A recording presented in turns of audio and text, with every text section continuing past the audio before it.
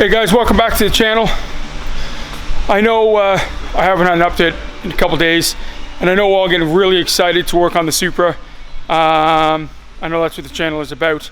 I've had some comments on why the Supra, why I've slowed down on the Supra, and it's just I'm waiting for the body kit. And the motor is over here.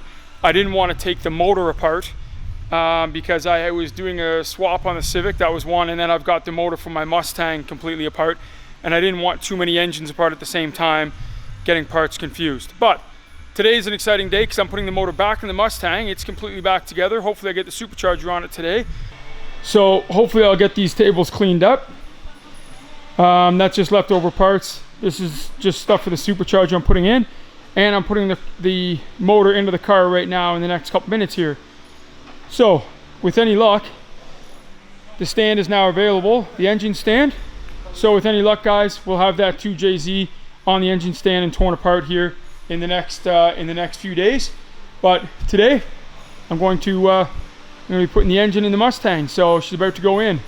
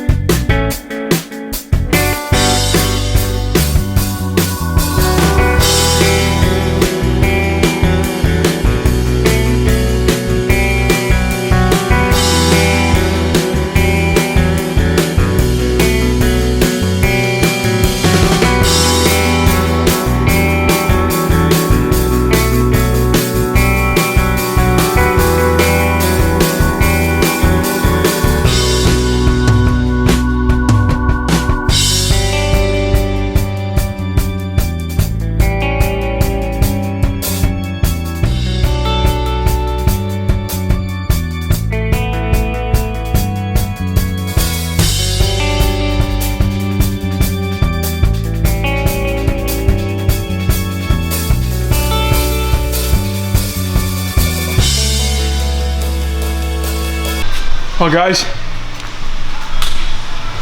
not too bad. Went in pretty easy.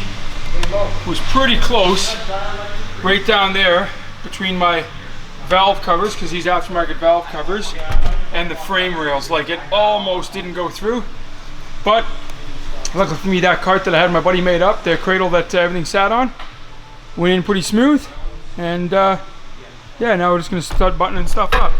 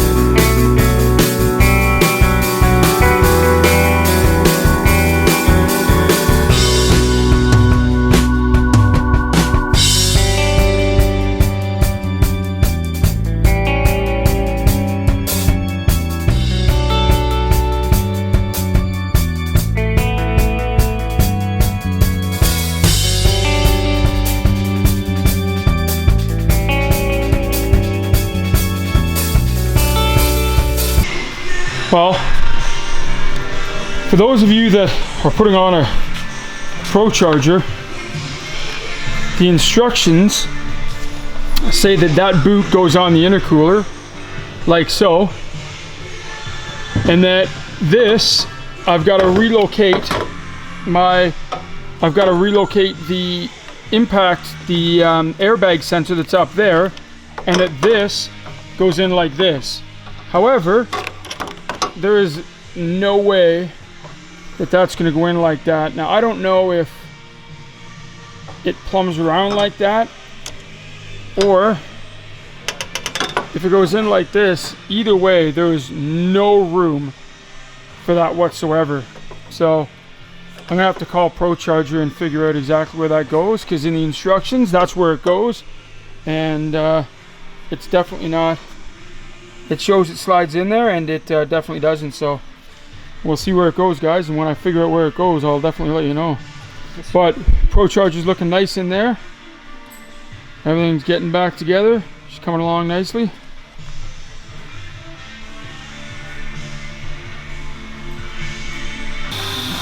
Okay, guys, so I call them. They say fit this in by taking another piece out. I'm honestly not super happy with the Procharger kit right at the moment. There's a bracket that goes from down here and it comes up to right there. That's good, Avery. There's a bracket that comes from down here and it goes up to here, in here, to stop, right? And they expect you to take it out so that it doesn't hit and just leave it out, which I'm not a big fan of. So I might manufacture, like, fab some up that come up and bend around the piping. I'm not too sure, because the piping is pretty tight. There's the blow-off valve, and again, they expect you to take off the shroud that comes down underneath, that sits underneath here. They want that, so they want it to sit just like that. They want nothing here. They want no braces on there. Not super excited about that, but the blow-off valve does fit up under there with you relocating the airbag sensor and taking out that shroud at the top. So that's how it's going to go. Now, underneath there, you can't really see. You can see from the end of the pipe with the blow-off valve to the end of the blower, kind of a weird angle. I'm probably going to have to end up cutting the pipe, fabbing it up a little bit, but it's on there. It's in. So that's it for today. We'll get her buttoned up and down to get dynoed.